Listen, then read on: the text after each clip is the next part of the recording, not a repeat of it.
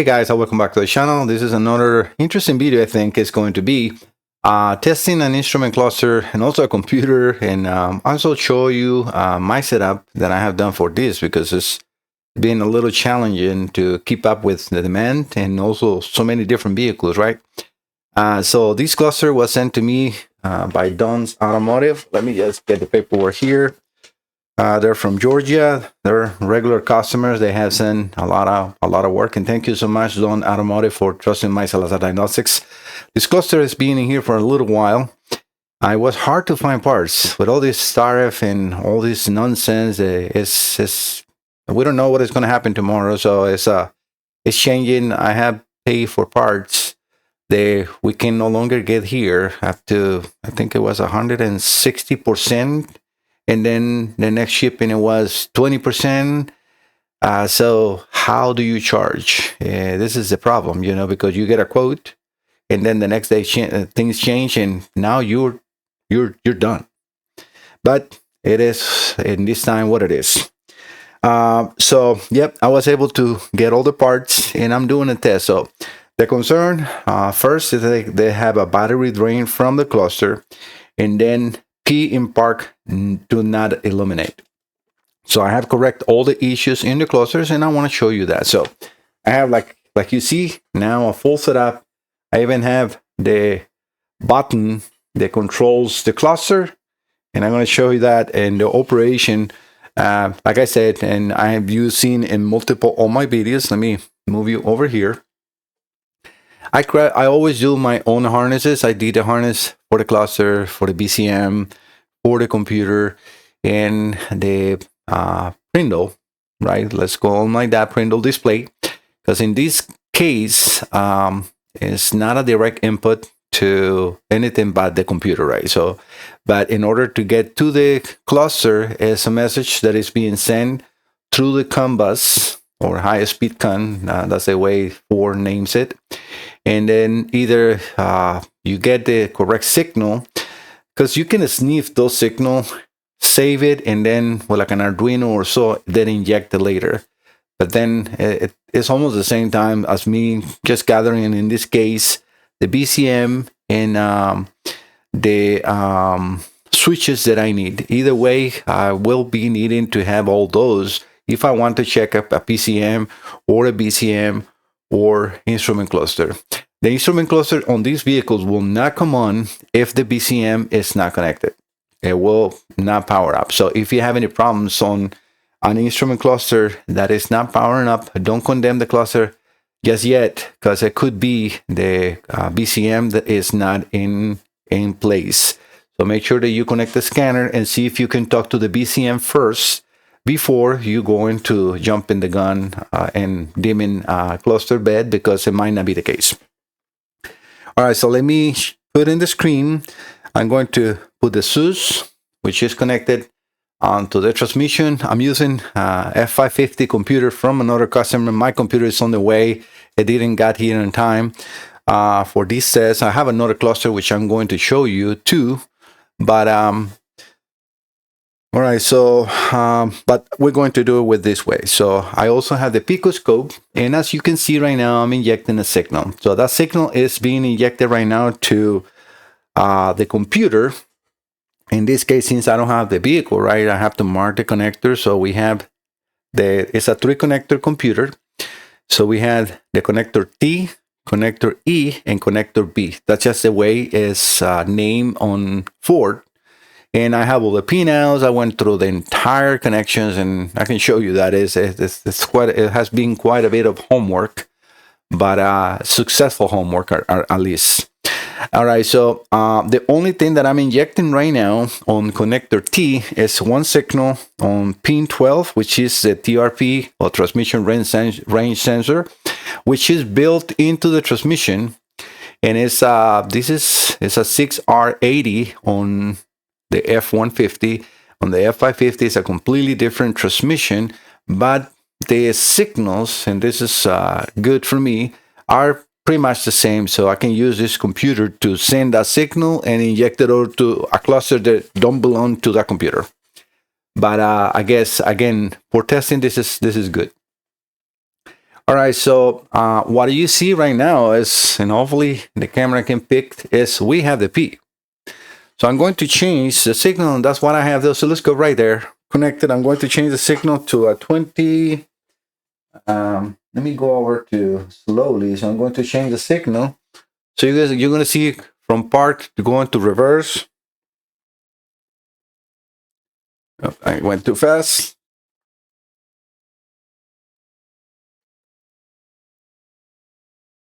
Okay, now we're in reverse. I'm just going back one by one. That's why I went to like park reverse for a second. But we have now the reverse, and you can see, I have put in there those readings on the bottom, so you can see the amplitude of the waveform is 7.4 volts. The duty cycle right now is 25%, and the frequency of the signal is 118.5 hertz. That is going to be across the board. So the frequency is not going to change. The amplitude is not going to change. The pulse width is going to change. So the duty cycle is the one is going to change, and it's going to come from more of a ground signal to a less. So we have right now, actually, let me just see on the picoscope, because I think I have positive duty cycle. So what we're reading right now is the upper part, not the lower part. So that's why it's 25%, because it's the very thin line. So if I were to put this on a negative duty cycle, then we would have like a 76%, right? And I can do that. I can show you if I add a measurement. Let me just see negative duty cycle. That will complete the 100%, right? So let me remove the frequency so we can have those two together, because the frequency is not going to change. It's going to be the same all across the board. If I put this on big, yeah, that should be too big and that will not fit the space. Unless, because it's only one signal. Maybe I can do that. Let me add the frequency. Let me take those two out. Let me think about it, because I won't have to add. Let me see. Negative. Okay. Negative duty cycle. I'm going to add the positive duty cycle. Just trying to make it all PM4. So let me add the frequency. I think if I add the frequency, it's going to make it. Let me see.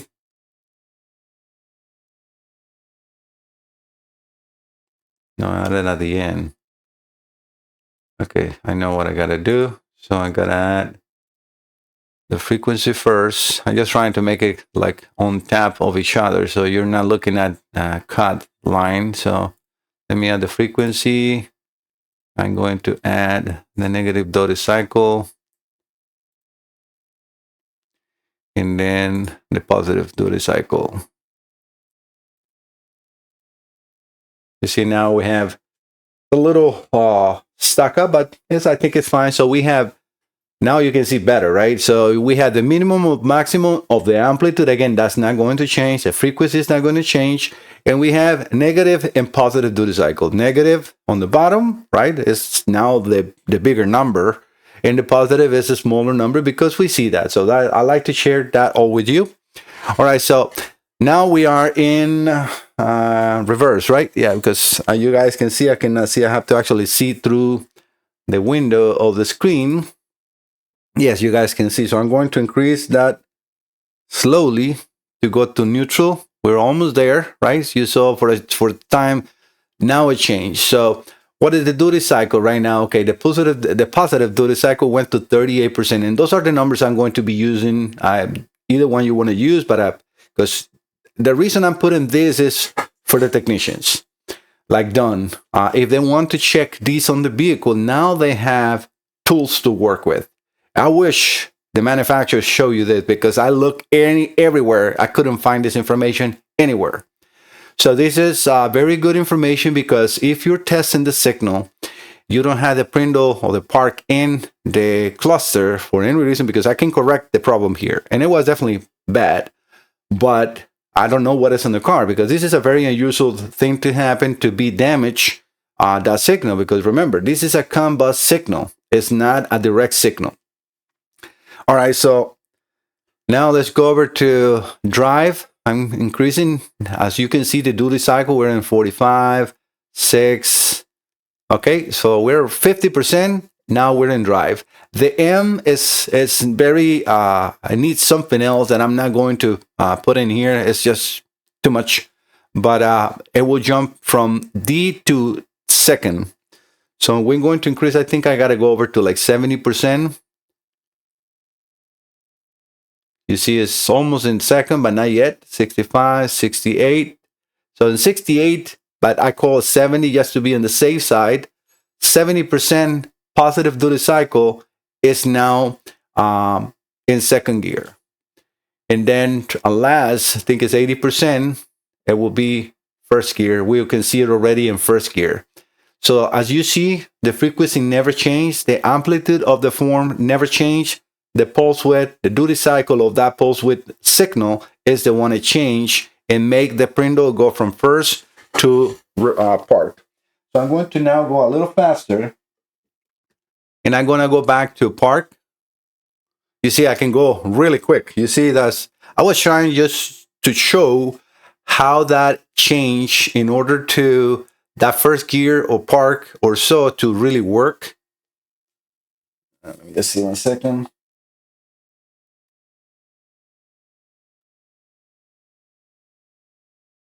Okay. You can see from 10% to even 20%, the prindle will stay in park. As soon as I go to 30%, it goes to reverse, and I'm now going in 10% increments. 40% neutral, 50% drive. Again, that M doesn't happen.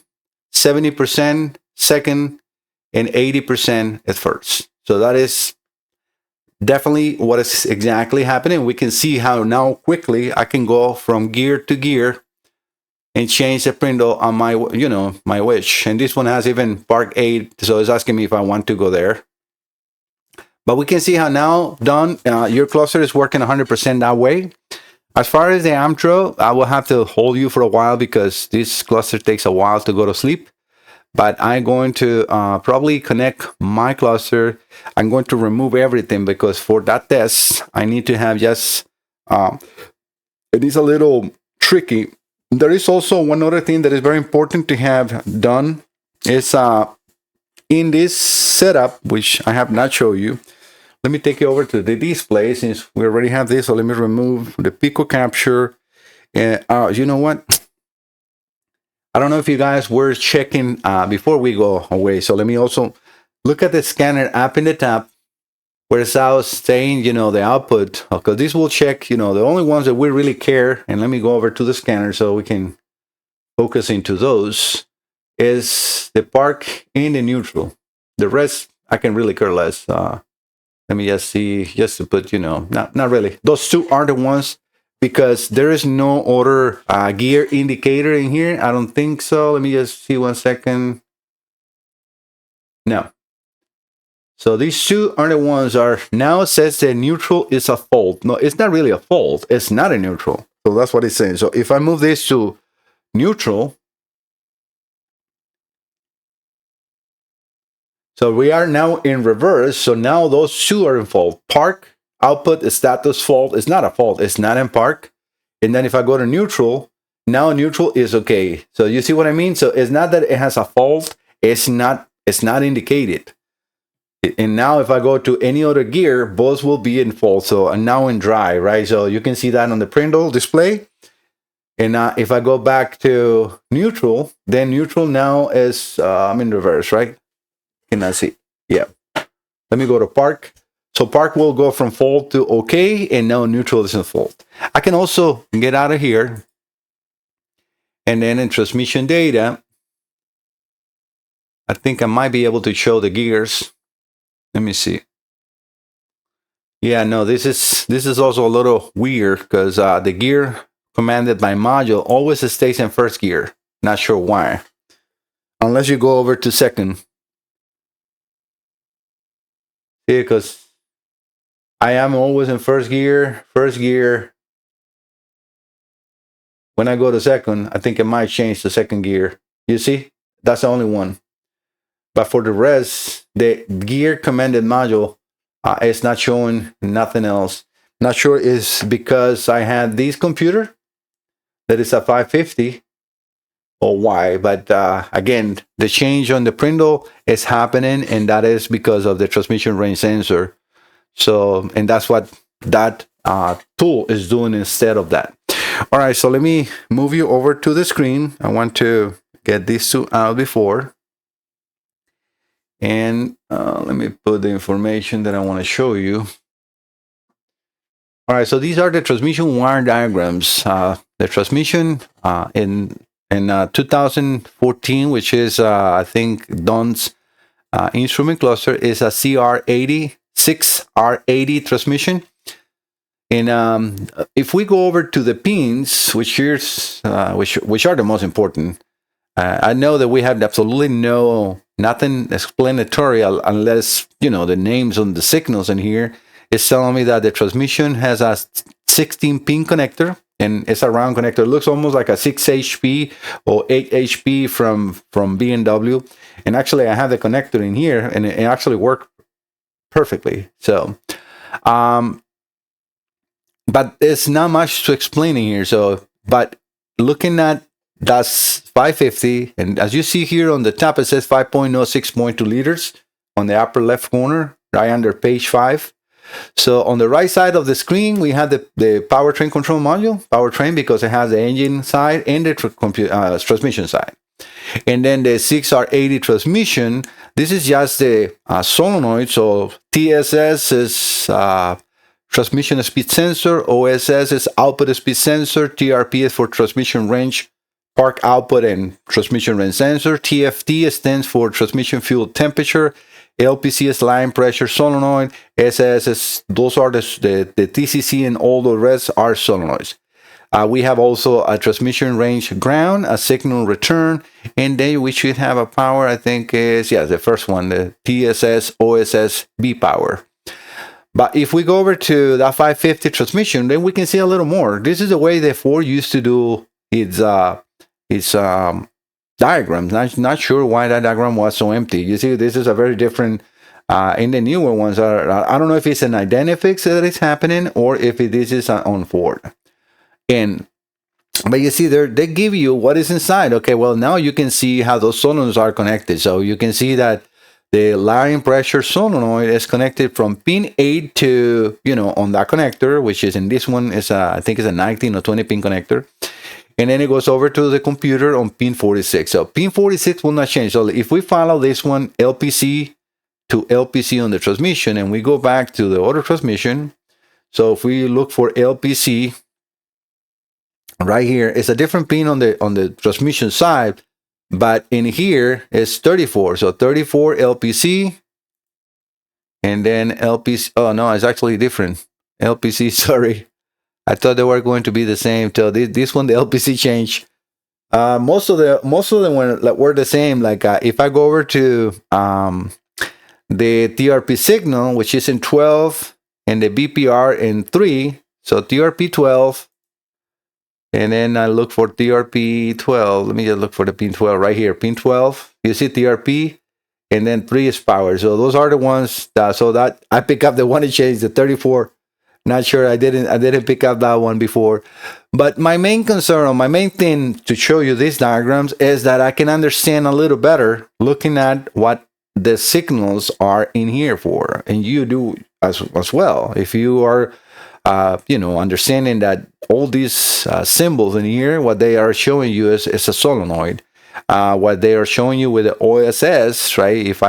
Let me get a little back because I forgot that you guys cannot see that little square from the distance on the TV or on the phone, like right here. So these are solenoid. That's a symbol for a solenoid. It has like a that, I don't know, like a I was going to say the word and I forgot. But okay, this is the symbol for a solenoid. Sorry guys.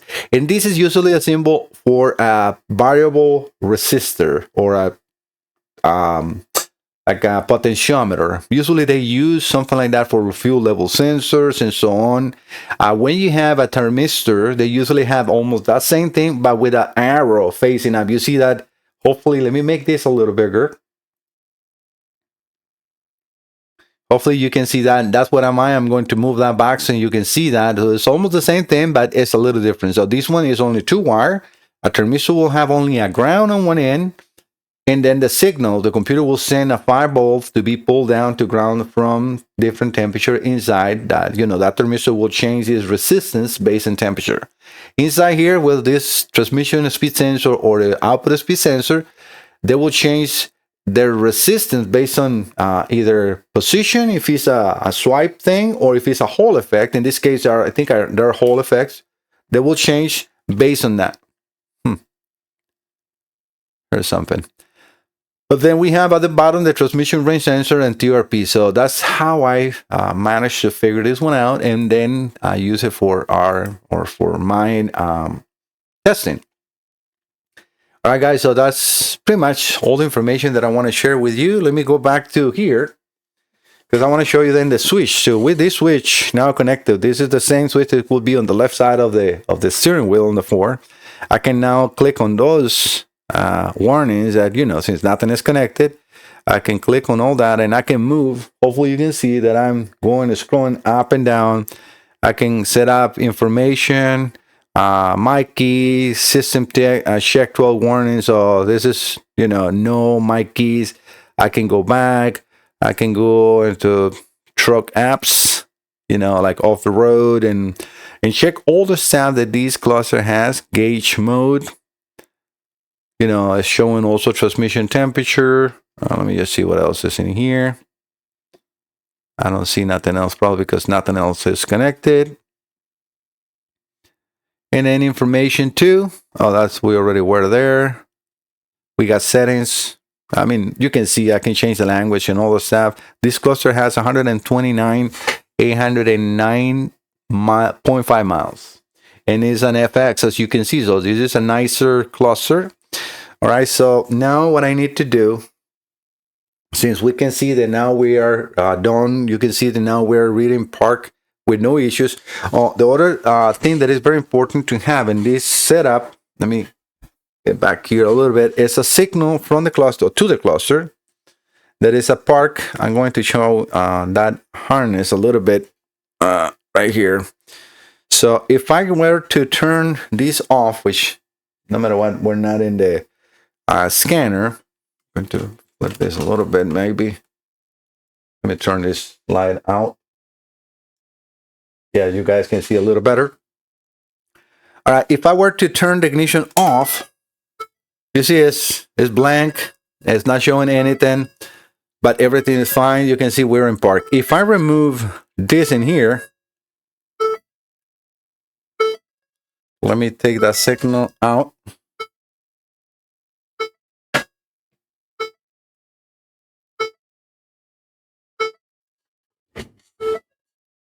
The signal is off.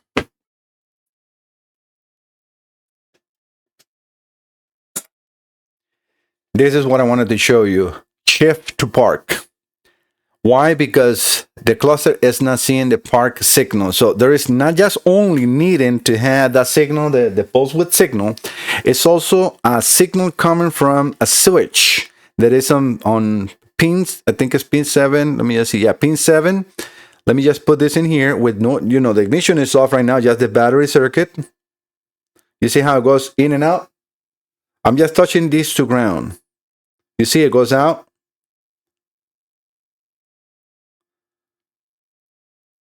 Let me inject this signal too.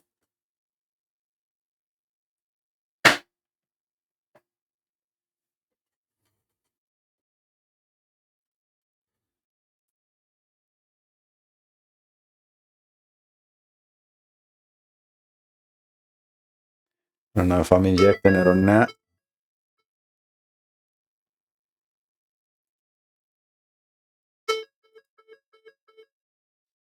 20%.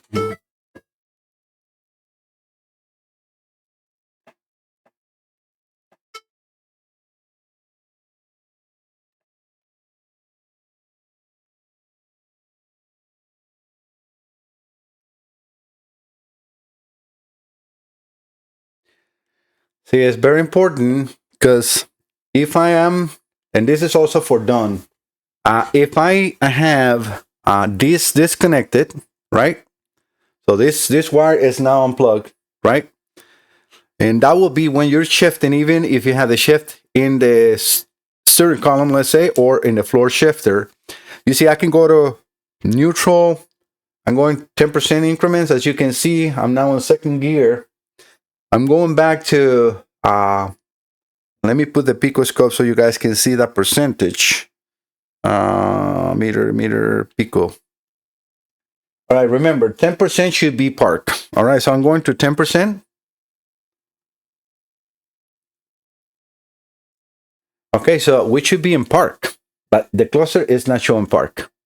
Why is not showing park? Because the shifter has not reached the position. So yes, we have the duty cycle from the transmission range sensor, but we cannot have park unless we connect this. And now, since we have this done, I have to cycle the key and then put it back on. Let me go back to 20%. Actually, it was, you see now we're in 10%, and boom, the park is there. So everything is good. Why? Because this is very important, and I'm going to show you that into the wire diagrams as well. Because if that is not there, I'm going to, give me just 1 second, guys, to find the diagram. That should be in the BCM. I think I marked DLC. No, not here. Transmission. What am I?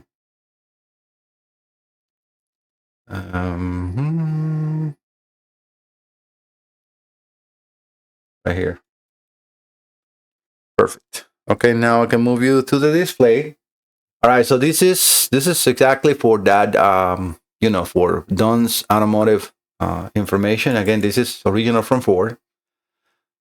This is the instrument cluster. It's a direct connection to the cluster. So not just that sensor signal coming from the bus on the high-speed CAN. So remember, the Prindle sensor, the transmission range sensor, is connected to the PCM, not connected at all to the instrument cluster. That message will have to go through the network on the CAN bus, on the high-speed CAN bus, and then onto the instrument cluster. But not just only that signal is required. And that's the reason I need to, cycle the key on and off, because it's a message. And if the message wasn't there, now the cluster is on default. It's like, I'm sorry, but you're not there. So when I turn the ignition on and off, now it reads it.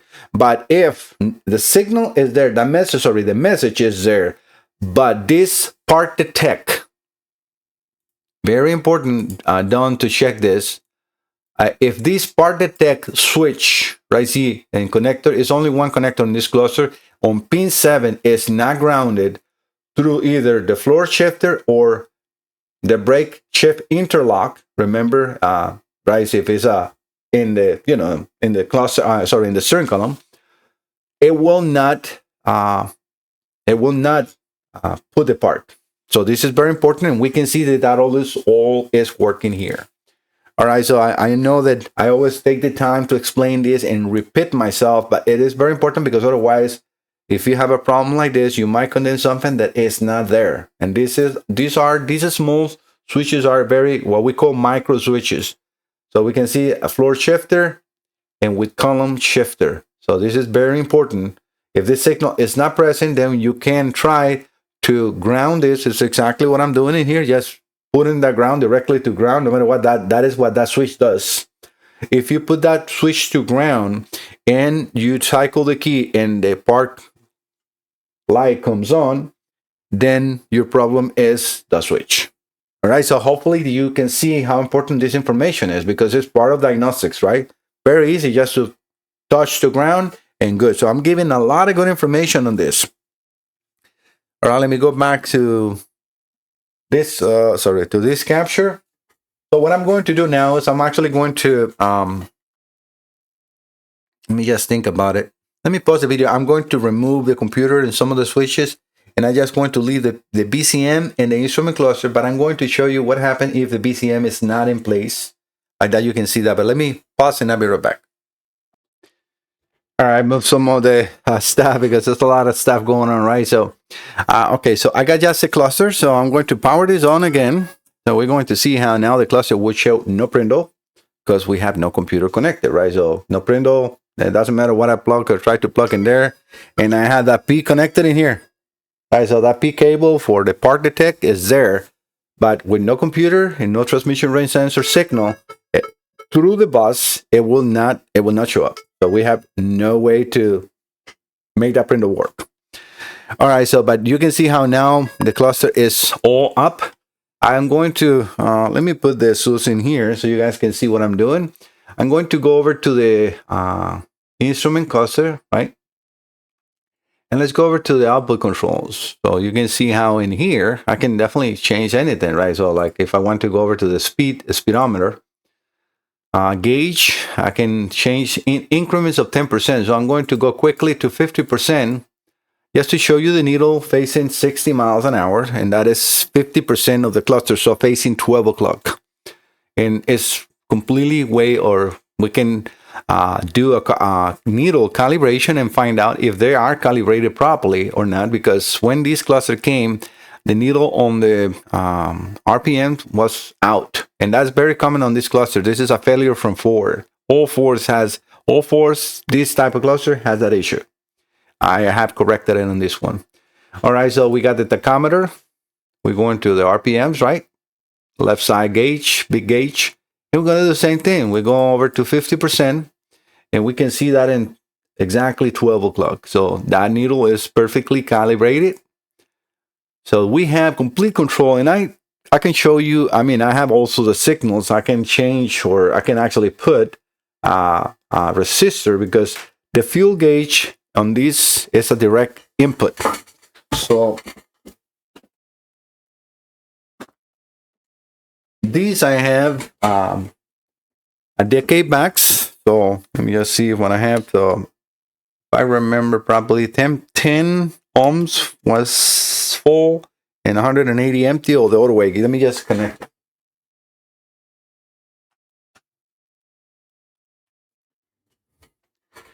Let's just give it a second.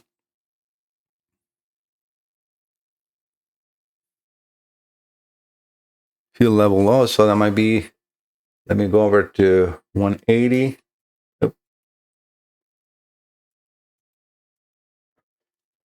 And let's give it a second. I might have to cycle the key. Sometimes it takes a little bit to read that signal, because it has not read it when it first start up. So let me cycle the key 1 second and see what it does.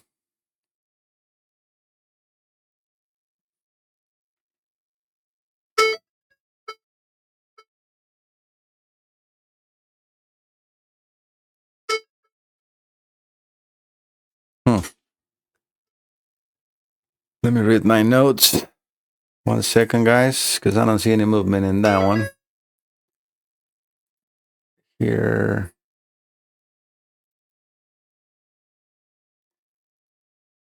No, 10 ohms is full tank. So I'm actually in empty now.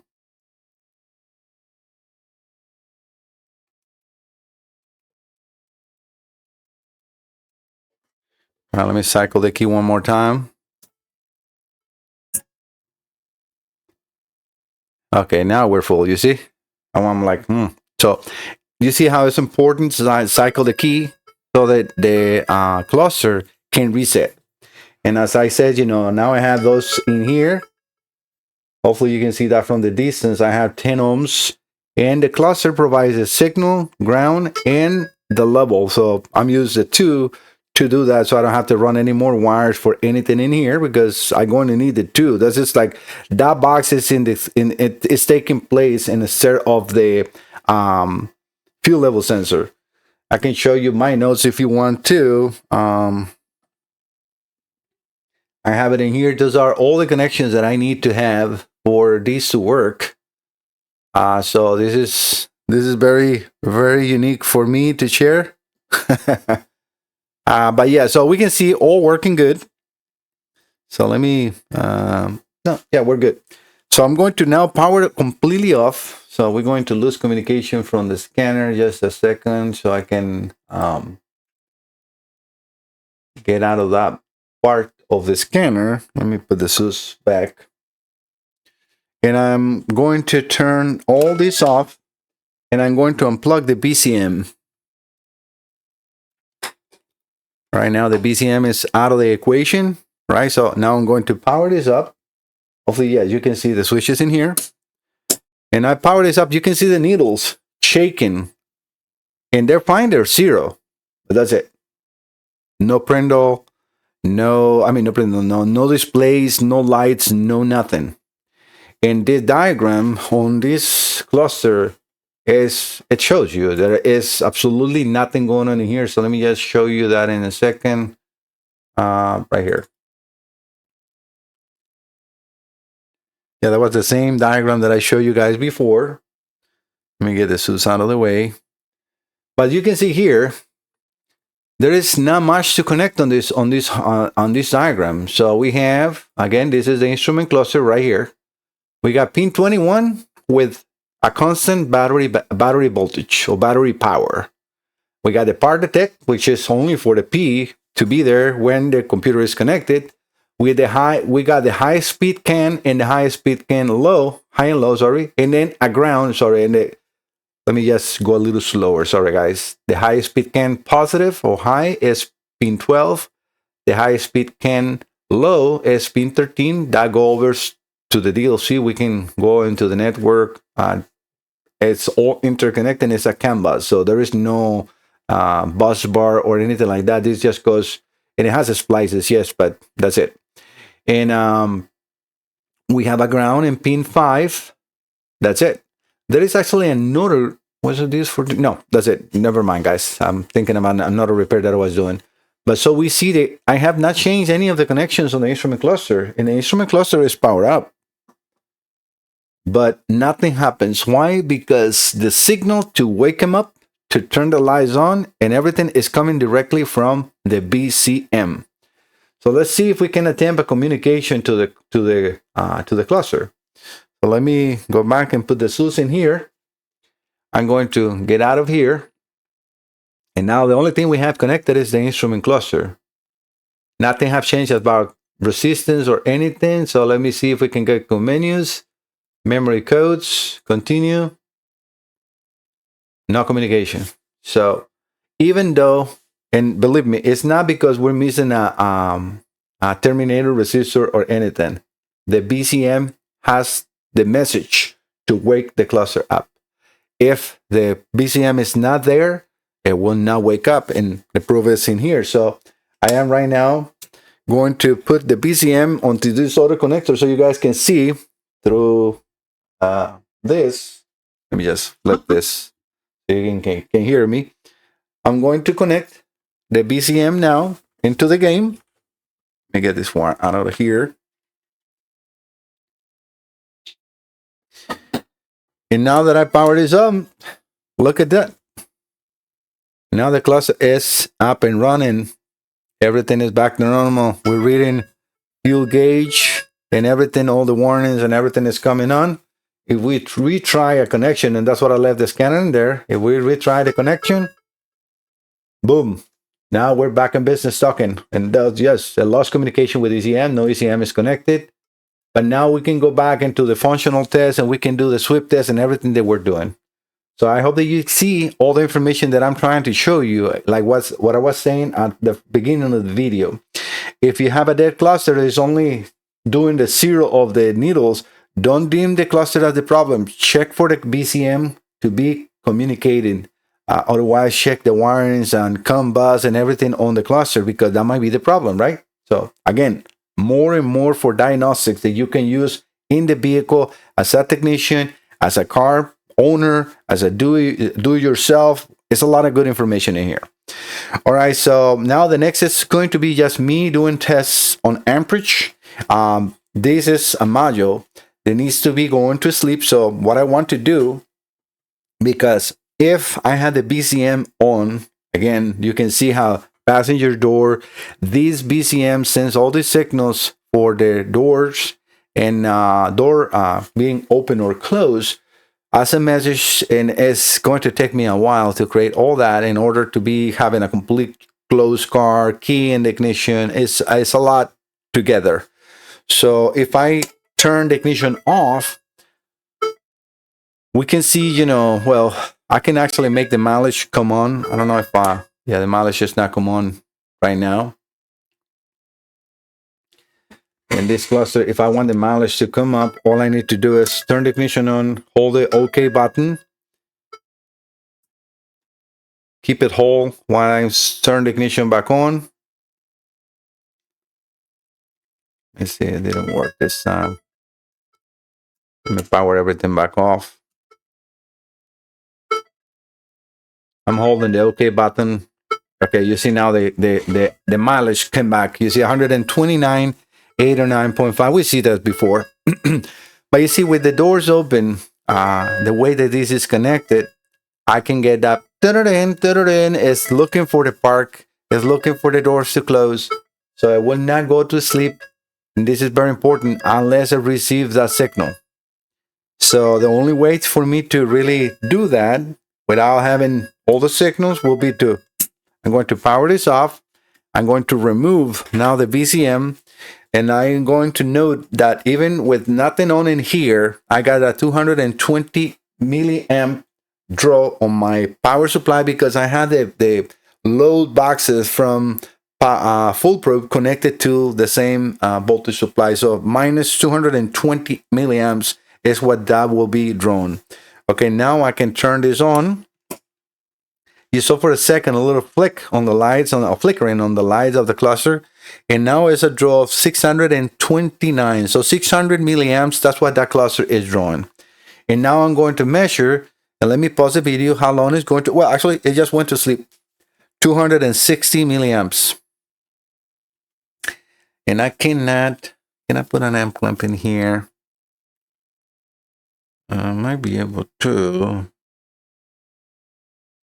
Let me try to rig something up with the picoscope, and I'll be right back, guys, to show you what that draw is.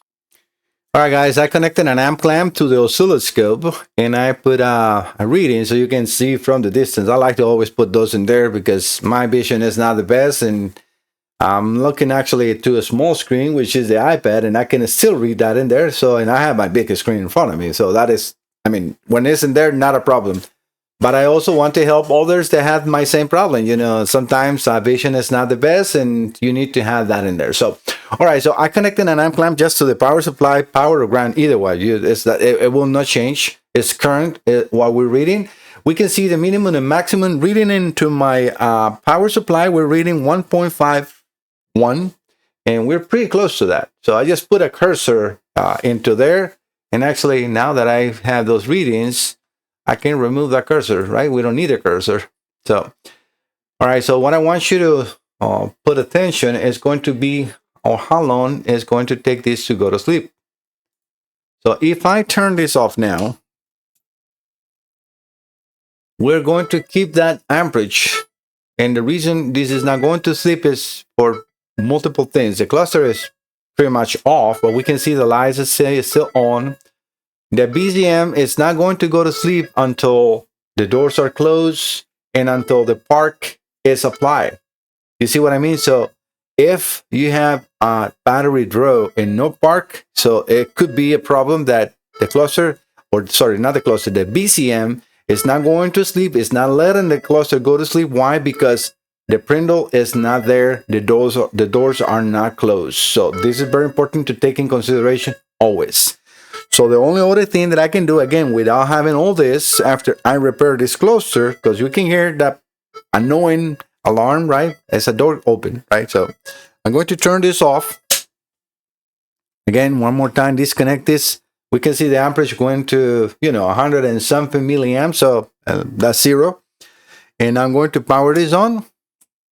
And now we can see 600, 800. And so remember the 200 load is from the other things, but we got 800 milliamps. Let's see how long it takes to go to sleep. It is going to sleep. Right now we got 150 milliamps. And that was pretty much a 0, right? So is that cluster drawing anything? No. Now it's completely fixed. But is it something else in the car? I don't know. I can fix just all I can see. The rest is on Don's automotive hands. I'm going also to plug my cluster to show you that this is a normal reading. So again, let me, actually this is something quick. So let me just do it without stopping the video.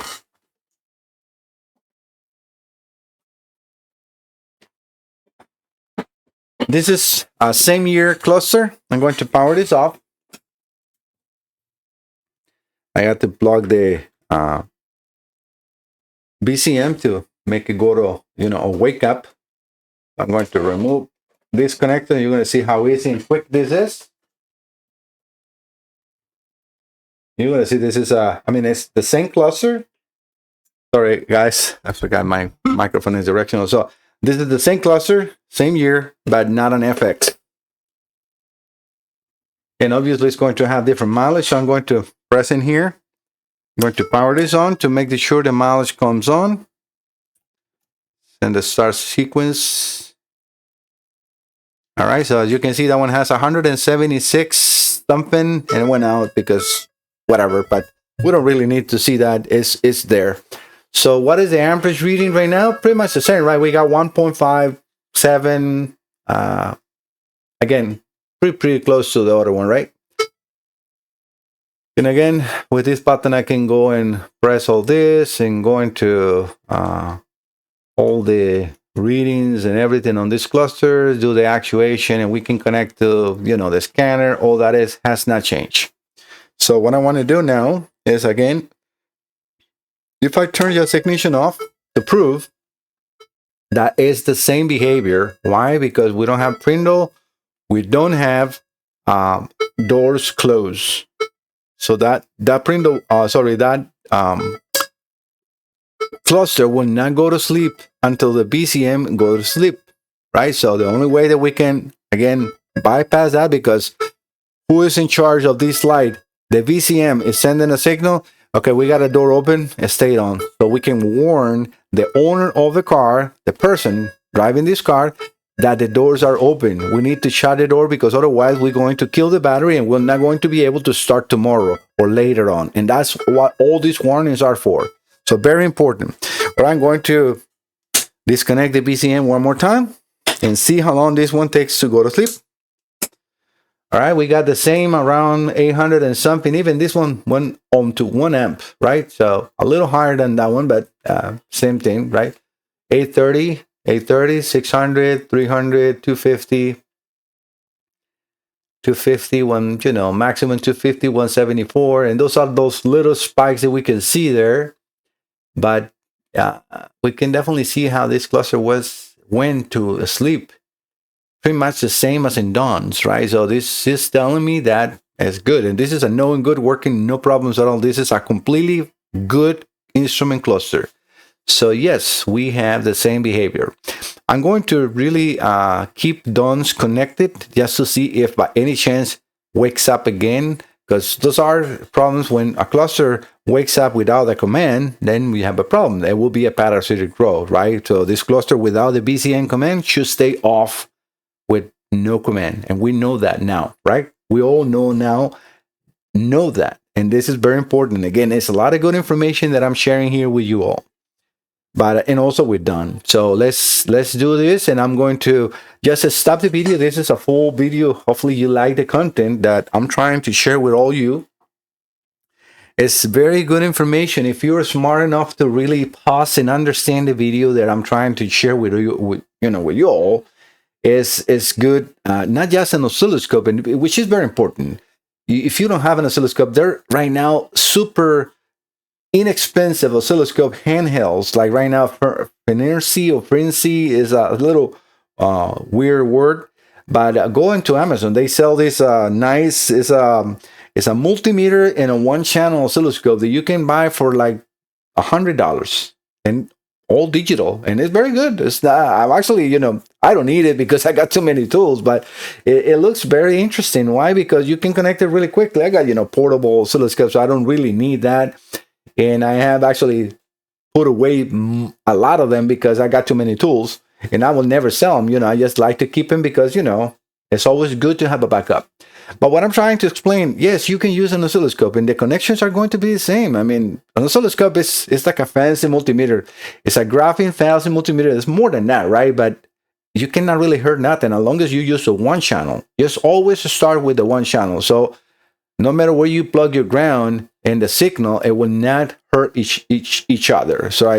So and that's how you start. Use it as a multimeter, start poking and start getting used to, you know, the signals and how to make the changes on the amplitude of the speed and the capture. Because yeah, Picoscope for me is great. It's super easy. It has built so good. You know, the software is built so well that it's so easy, so intuitive to use, because everything is, as long as you start reading, I mean, just read. Yeah, it's going to take time to learn where everything is, but as long as you know measurements, okay, let's see what we got. Frequency, duty cycle, well, perfect. That's all I need, you know?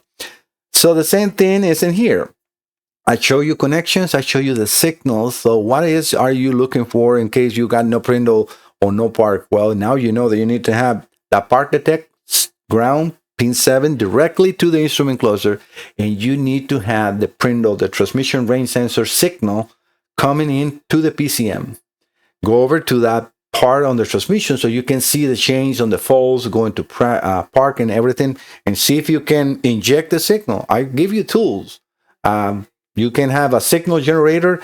Actually, I can show you. Let me pause and show you this one. All right, guys, I got something, you know, to show you. I'm trying to give, you know, to get you, and it's actually not even $100. All right, so this is, and I have, they don't promote, I mean, I got not paid, oh, sorry, I always go too fast. I don't get paid by them. They're not the sponsors of my channels, but I like little tools like this that can help you. They're like, look, $60. You save, it was $85.99. This has a multimeter, an oscilloscope, and it has a signal generator. You have everything that you need in here to even do the test on the transmission range sensor. So this is the NIRC DS210 and DS201. So and you can see on the top it says it's a 3-in-1 multimeter oscilloscope signal generator. That's all I'm going to show you. Look for that. Just put, you know, FNIRC DST210 and you will find it.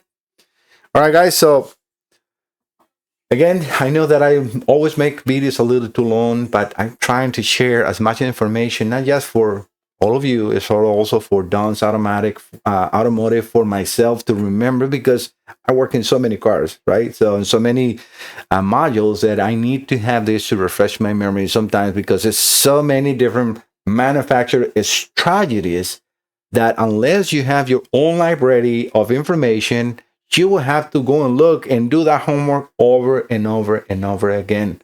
I am a data analytic person and like to gather information and like to make it as simple, as short, as compressed and fast, so my next test is done. I will remember now that I need to have the BCM, I got the harnesses, everything is ready to go. And if you see, let me show you. This is what I created. So I will have it, and I have, you know, name it. Again, this is my connections. And again, it doesn't need to be with this BCM. I can remove these connectors. As you see, they're all the original connectors. And I remove all the cables that are not required for my tests. I can always put them back because I had all those extra pins in here. But you see, this is, I keep this on my shelf, and it's already marked for you know, 13 and up F series, 4 F series. And that's it. Same thing for this cluster. I can use it, and I have the Mustangs, and I got the F-150, the old ones. So you know what I have done on this channel. But yeah, I try to make it as quick as possible. So connections are really fast. So that's why I create these harnesses over to my universal box, and that's how I work. All right, going back into the tests. Yes, that draw has not changed, and I can show you that in there. And that is my cluster. So I think that Don's is pretty good. I'm just going to, again, outside of the video, I'm going to reconnect Don's to make sure it's not waking up, Because if you have a cluster that is waking up by itself, then yes, it's definitely bad. Something else is inside, and that's what he had. So he definitely had a problem with no P and a problem of waking up, and it was actually on the CAN bus part. I don't know exactly how that happened onto that one, and I was also an IC that I didn't have, and I didn't want to damage any of my clusters. They're very different. That FX cluster, even though it looks close to it, internally is very, very different to this one. Completely different. So not the same ICs or nothing. And believe me, I tried to, because I didn't want to hold them. If it's something that I can get, but it wasn't. It was very hard to find a chip, and now I got it. So it's all done. All right, guys, thank you so much. See you next time. Bye-bye.